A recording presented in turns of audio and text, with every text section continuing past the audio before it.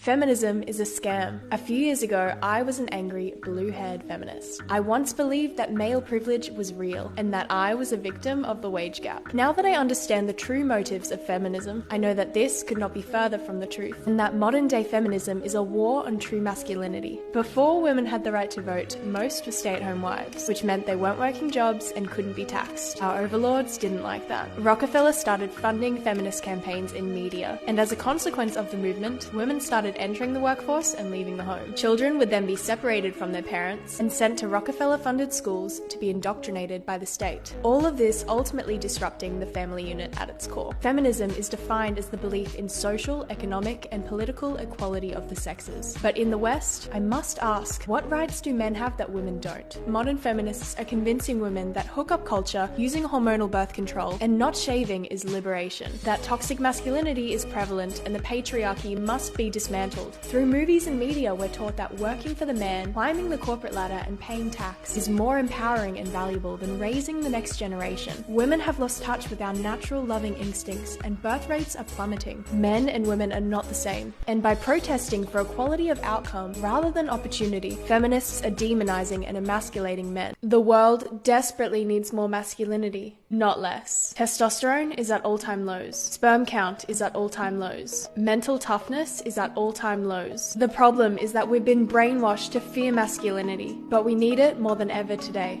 No child wants a weak father. No woman wants a weak husband. They want someone that is purposeful, family-oriented, directed, with high integrity, spontaneous and noble. Fathers in ancient societies taught their young boys to lift, philosophize, and contemplate life. But the Industrial Revolution destroyed this bond, and instead caged boys up and told them that masculinity was toxic.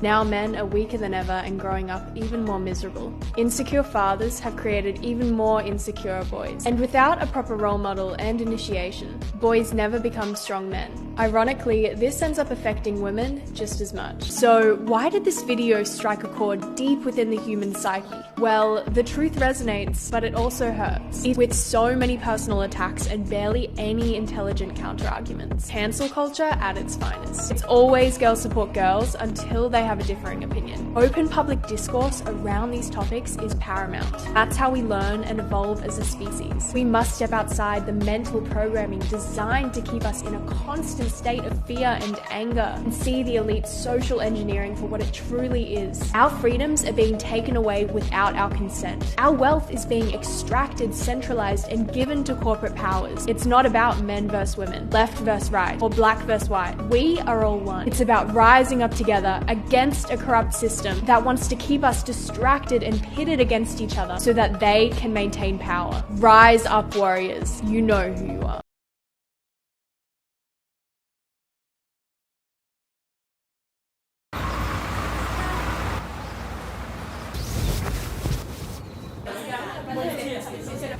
El hombre blandengue, ese hombre de la bolsa, de la compra y carrito del niño con el coche y en el skate, no sé.